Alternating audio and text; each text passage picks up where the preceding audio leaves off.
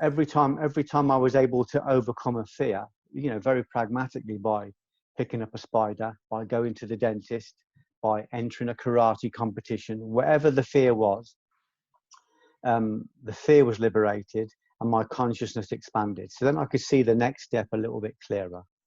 And in the words of Musashi, the samurai, when you master one thing, you master all things, of course, because the template is the same. We feel like running away. But when we turn into our fear, we recognize it as a messenger rather than a harbinger of doom. We can embrace it. We can intercourse the male and the female, and the birth is consciousness. So that continued right to the top of my pyramid. And of course, each of the fears I overcame were placeholders beyond those mundane fears. Well, we're deeper fears, more deep-seated fears that I've never even recognized, So at the bottom, you mentioned that there was the fear of spiders. So what did you do? Just like confront spiders, or what? The fear was. It sounds like a cartoon fear.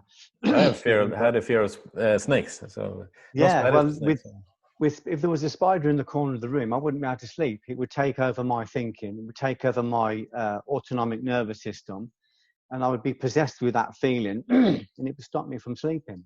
So I literally hunted out a spider, and I just kept picking it up and putting it down, until I had complete desensitization. Some of the fears dissipated the moment I approached them, but the ones that dissipated after one confrontation. Some of them I had to confront a few times before they went, but I developed a desensitization to the feelings of adrenaline. I got a wider conscious net because I had empirical proof that my fears were only perception based. They weren't real. These were conceptualizations that I'd given them the conceptualization. I'd given them the form and the aspect. And when I broke it down to its constituent parts, it was just a neutral energy, and I could take that neutral energy and do what I wanted with it. So I would literally keep picking it up. With the dentists, I hadn't been to the dentists for years and years. So all sorts of little fears were bullying me. But below those fears were bigger fears. I was afraid of my wife. I was afraid of my mother. I was afraid of success.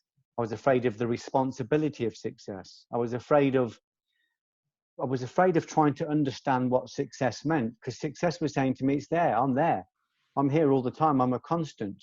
But what do you want? Lay out your schematic. Tell me what it is what you want to do. What do you want to achieve? You've got to do the work. You've got to do the rigor and understand exactly what success is. Success isn't winning the lottery or writing a hit song that pays my rent for the rest of my life. It isn't a 6 or 7 figure 3-book deal when I've never even written a line. It was saying you need to do the work. You need to get rid of these obscurations, these nebulous fears, and you need to look at what it is. First of all, look at who you are behind all of these subpersonalities. When you locate who you are, and that is a task on its own, when you locate who you are, the schematic for your purpose and the schematic for your life, the blueprint, is embedded into the true self. Now, the true self is what I would call love, or logos, or purpose, whatever you want to call it. But as the poet Rumi said, love is not a subtle argument. The door there is devastation. We have to be prepared to devastate everything that is in the way of love. And that's all of our fears, our perceptions, our conceptions, our cognitions, our beliefs, our culture, what my teacher taught me, what my parents taught me. I've got to be prepared to devastate all that. I've got to recognize the moment I challenge a cultural mores, I automatically start to offend my wife. I start to frighten my kids. I start to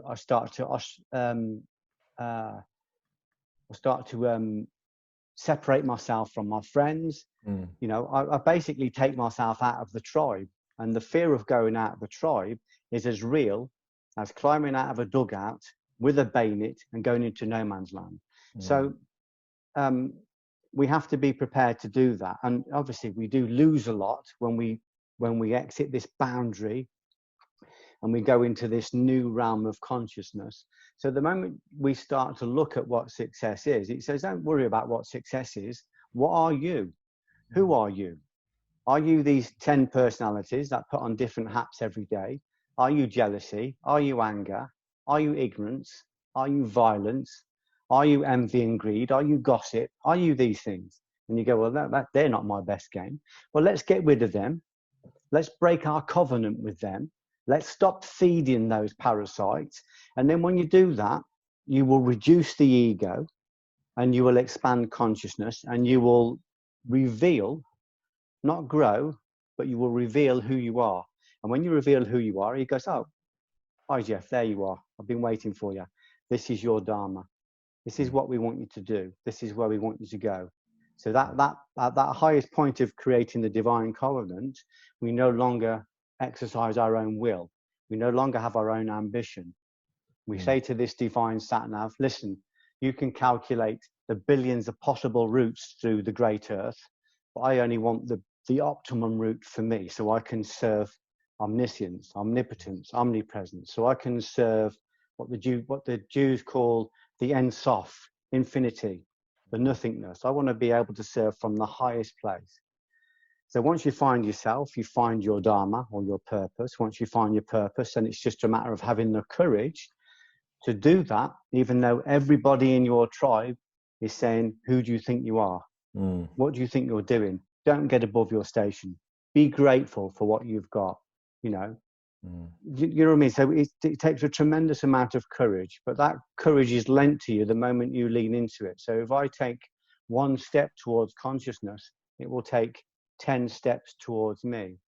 So the reason most people prefer to stay asleep is because waking up is painful. Someone said to me the other day, what does it mean to be woke?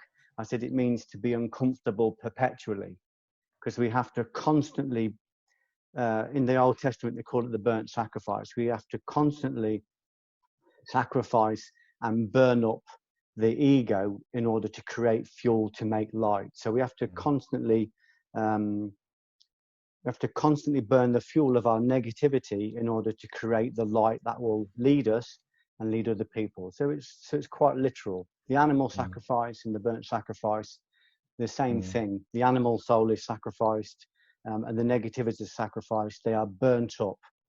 So it's an uncomfortable experience, but it's also exhilarating. It's also exciting because you gain this new knowledge in the new world, in the next world. And the next world and the new world is not somewhere you go when you die. It's somewhere you alight post-ignorance. When I remove a fear, I am in a new world and I see the world in a different way. And then suddenly I'm able to sit at a computer and talk to Oscar in Sweden who has a network all around the world. I'm able to talk to people all around the world because I'm able to access this siddha, this absolute miracle. So all sorts of things open up once we start to connect to the self. But connecting to the self is all about the work, and it's all about the discomfort.